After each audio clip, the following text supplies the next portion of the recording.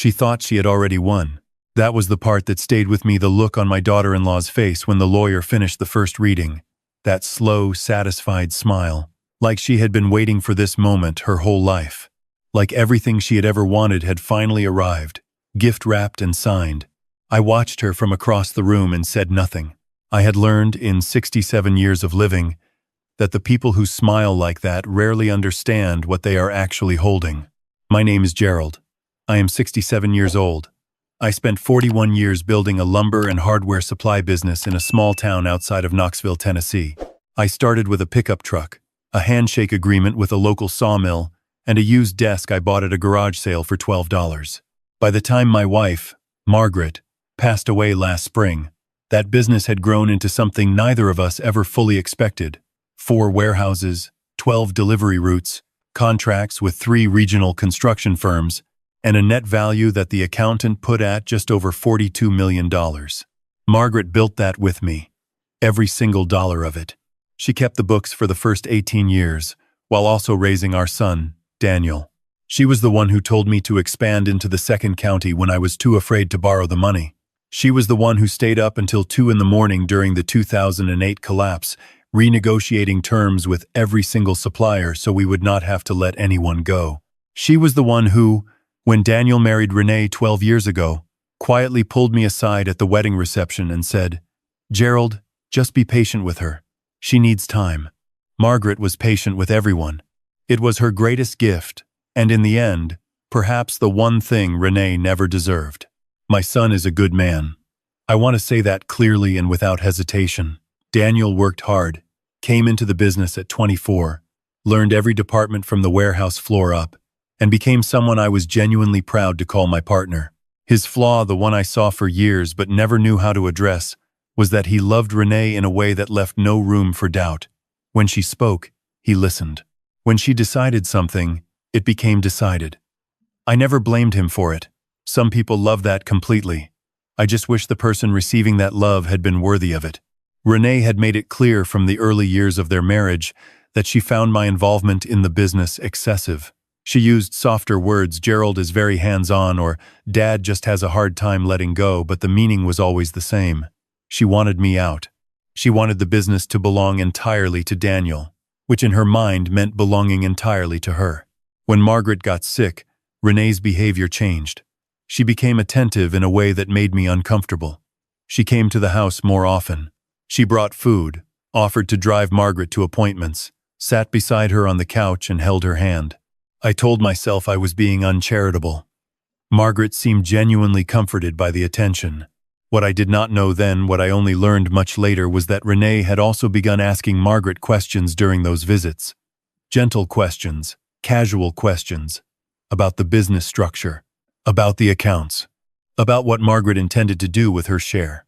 Margaret never told me about those conversations, but she told our attorney, Franklin Boggs, who had been handling our family's legal matters for over 2 decades.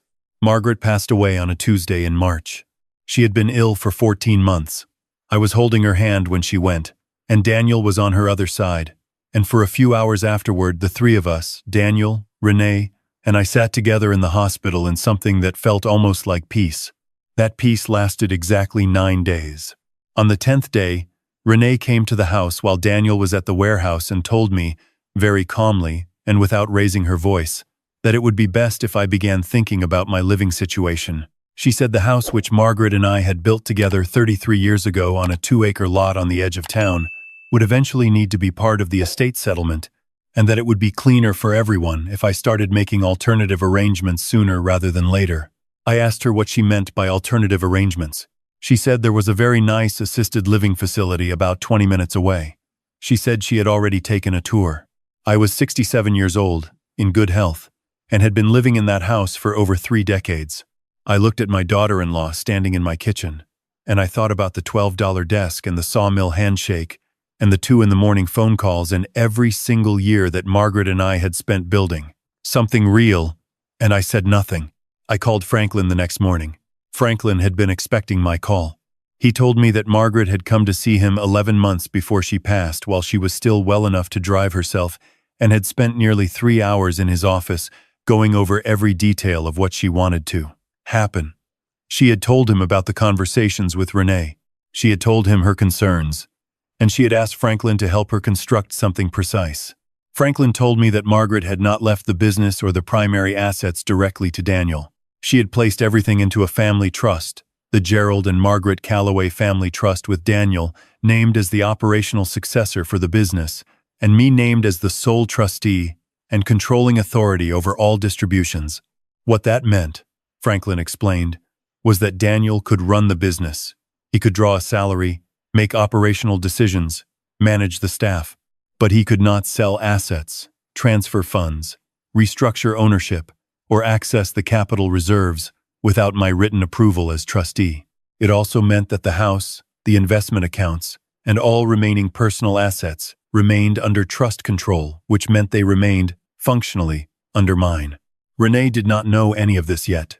The estate reading was scheduled for the following week. Franklin had prepared everything.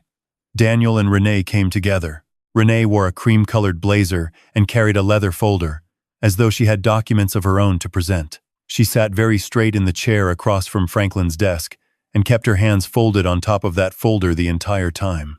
Franklin read the will clearly and without rushing. He explained the trust structure. He explained the trustee designation. He explained what Daniel's role as operational successor meant in practical terms.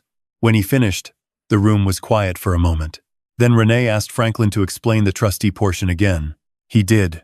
She asked him to explain it a third time, and this time her voice had changed. Daniel was looking at the floor. Renee turned to me and said that this was Margaret's attempt to control things from beyond the grave. She said it was unhealthy. She said a man my age should not have that kind of responsibility.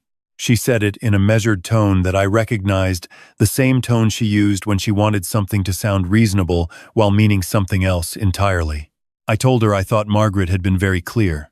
2 days later, Renee called me and said that she and Daniel had spoken with their own attorney and that they believed the trust structure could be challenged on the grounds that Margaret had not been of sound mind during the final months of her illness. She said this without hesitation. She said it about a woman who had driven herself to a law office 11 months before her death and spent 3 hours in careful, deliberate conversation with a man who had known her for 20 years. I did not respond to that. I called Franklin instead. Franklin was not surprised. He told me that Margaret had anticipated this possibility, which was why she had asked him to document that final meeting in extraordinary detail: video recording, written transcript, notarized witness statements from 2 members of his staff. Margaret had known what was coming. She had prepared for it the way she prepared for everything, quietly, thoroughly, and without making a fuss. The challenge went nowhere. What happened next was the part that I still find difficult to describe without some emotion, because it involved my son, and whatever his failings in this situation, I never stopped loving him. About 3 weeks after the reading, Daniel came to the house alone. He sat across from me at the kitchen table, the same table we had eaten at together for years, and he told me that Renee had found a buyer for the Eastern Warehouse. A commercial real estate group out of Nashville was offering well above market value, and Renee believed the cash would be better utilized in a direct investment portfolio that she had been researching. He said Renee believes. He did not say I believe. I asked Daniel if he wanted to sell the Eastern Warehouse. He was quiet for a long time. Then he said that Renee had a point about diversification. I told him I would think about it. I did not approve the sale. As trustee, I had full authority to decline, and I declined. Renee called me that evening. The measured tone was gone. She told me I was being obstructive. She told me I was using the trust to punish them out of grief. She told me that Margaret would have wanted Daniel to have full control by now, and that I was the only obstacle standing between her family and the stability they deserved. I let her finish. Then I told her that if she wanted to discuss the trust, she was welcome to contact Franklin. She hung up. Over the following 6 weeks, 3 things happened in relatively quick succession. The first was that Renee contacted a financial advisor, not through the business, but privately, and began moving smaller personal assets that were outside the trust into accounts that only she controlled.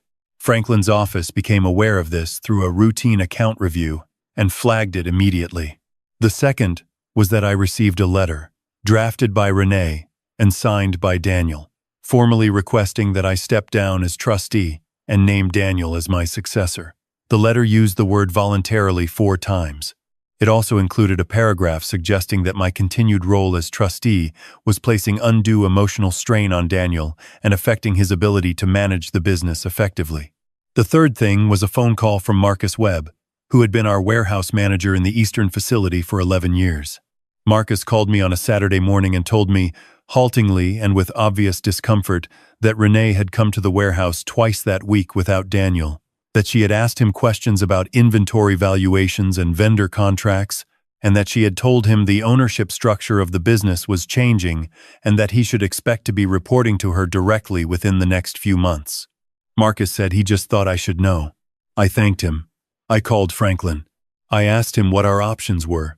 Franklin told me that we had, in his opinion, every option we needed. The trust had been written with a provision that Margaret had specifically requested a clause that Franklin called a conduct trigger. If the named operational successor or their spouse engaged in any attempt to misrepresent the trust structure to employees, creditors, or third parties, or made any effort to access or redirect trust assets without trustee authorization, full operational authority would revert entirely to the trustee, and the successor designation could be suspended pending a formal review. Renee had triggered it. Twice, by Franklin's count, once with the private account transfers, once with what she told Marcus at the warehouse. Franklin filed the formal notice on a Monday morning. Daniel called me that afternoon. His voice was different from any version of it I had recognized before. Not angry, not measured, just quiet and a little lost. He asked me if this was really what I wanted. I told him it was not about what I wanted. I told him that the trust was not a punishment. I told him that his mother had built those protections for a reason and that the reason had proven itself.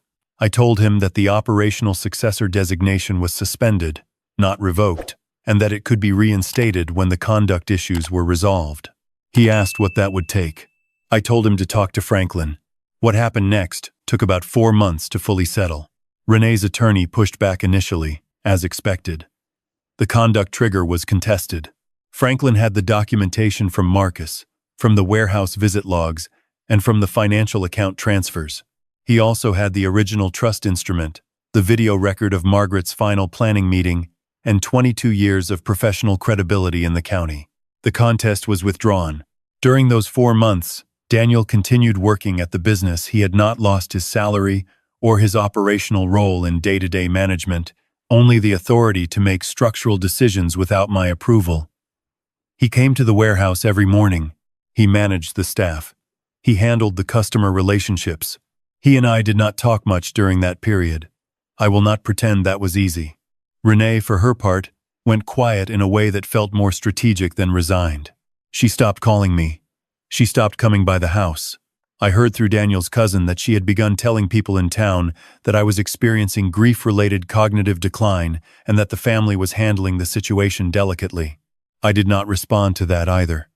I had a business to run and a trust to manage, and I was not, I decided, going to spend what Margaret had worked for on anything, as expensive as bitterness. The moment that shifted things was not dramatic. There was no confrontation, no scene in a lawyer's office with raised voices and a gavel. It was a Wednesday evening, about 3.5 months in, when Daniel came to the house. He knocked instead of walking in the way he used to, which told me something about where his head was. I opened the door and he was standing there without Renee, and without his phone in his hand, and without that careful look he had been wearing for months. He said he wanted to talk. We sat at the kitchen table for 2 hours.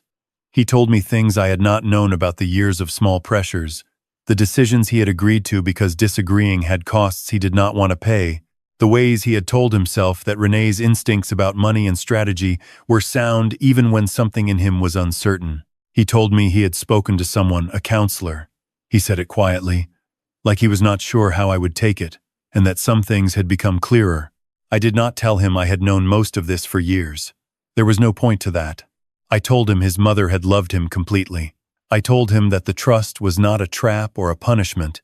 It was a structure she had built to make sure that what we had made together could not be undone in a moment of bad judgment by anyone, including me.